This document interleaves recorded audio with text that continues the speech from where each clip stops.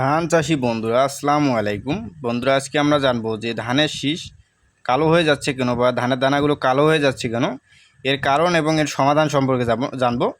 তো বিস্তারিত জানার জন্য ভিডিওটি শেষ পর্যন্ত দেখবেন এবং যারা নতুন ভিউয়ার্স আছেন তারা অবশ্যই আমাদের চ্যানেলটি সাবস্ক্রাইব করে রাখবেন।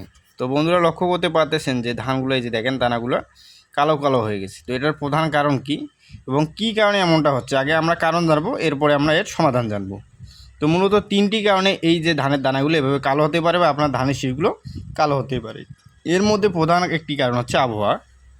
তো আবহাওয়া যেমন দেখবেন যে আপনার দিনের তাপমাত্রা 35 ডিগ্রির উপরে এবং রাতের তাপমাত্রা 17 ডিগ্রির নিচে, এই যে তারতম্যটা যখন ঘটবে তখন দেখবেন যে আপনার ধানগুলো এই যে আবহাওয়ার তারতম্যের কারণে দেখবেন যে ধানের দানাগুলো এভাবে কালো হয়ে যাবে, আর ধানের শীষের মাথাগুলো কালো হয়ে যায়, অনেক সময় দেখবেন যে সাদা হয়ে যায়।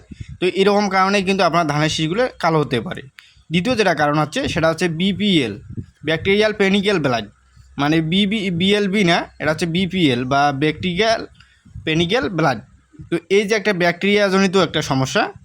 আর তৃতীয়ত কারণ যেটা, এটা হচ্ছে সবচেয়ে বড় কারণ, কারণ আমাদের কৃষক ভাইরা এই সমস্যাটা বেশি করে থাকে।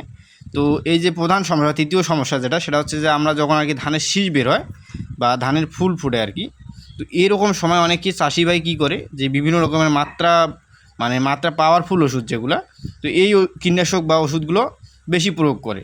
তো এই যে কীটনাশক বা ওষুধগুলো প্রয়োগ করার কারণে যখন ধানের পরাগায়নটা সম্পন্ন হয় না, পাশাপাশি যে ওষুধটা আপনারা হাই পাওয়ারের যে ওষুধটা প্রয়োগ করেন, এটা দেখবেন যে ধানের শীষের ভিতরে ঢুকে এবং অনেক সময় এই পাওয়ারের কারণে দেখবেন যে ধানের দানাগুলো নষ্ট হয়ে যায় বা কালো হয়ে যায়। এই যে ধানের দানাগুলো যে কালো হয়েছে, এগুলো কিন্তু আপনার নষ্ট হয়ে গেছে, এই দানাগুলো কিন্তু আপনার আর হবে না। তো এই যে তিনটি কারণ, একটি হচ্ছে আপনার আবহাওয়াজনিত কারণ, আর একটি হচ্ছে আপনার ব্যাকটেরিয়াজনিত কারণ, আর 3 নম্বর হচ্ছে আপনার কীটনাশক বা ওষুধ, হাই পাওয়ারের ওষুধ, এই তিনটি কারণ। তো এখন কথা হচ্ছে যে এই যে কারণগুলো, এই সমস্যাগুলো হচ্ছে, তো এইগুলো দমন করবেন কীভাবে, এই যে ধানগুলো কালো হচ্ছে, তো এই কালো হওয়া রোধ করবেন কীভাবে, তো এটি হচ্ছে মূল বিষয়। তো এখানে আপনার তিনটি বিষয়ের মধ্যে প্রধান হচ্ছে যে আপনার ব্যাকটেরিয়াজনিত সমস্যাটা সবসময় বেশি হয়, কারণ ব্যাকটেরিয়াজনিত কারণে দেখবেন যে আপনার যেই জমিটাতে শুরু হবে সেই জমিটা একদম পুরোপুরি নষ্ট হয়ে যেতে পারে। এবং এই যে আপনারা অনেকেই স্প্রে করেন অসময় বা ধান বের হওয়ার সময়, তো এই যে অসময়ে স্প্রে করার কারণে কিন্তু আপনারা যখন হাই পাওয়ার ওষুধগুলো স্প্রে করেন, তখন দেখবেন যে আপনার জমির বেশিরভাগ ধানে এইভাবে কালো হয়ে যেতে পারে। তো এখন কথা হচ্ছে যে এই যে ধানের দানাগুলো কালো হচ্ছে বা সাদা হচ্ছে, তো এটাই দুটি কারণ, একটি হচ্ছে ব্যাকটেরিয়াজনিত কারণ আর একটি হচ্ছে আপনার মাজরা পোকা।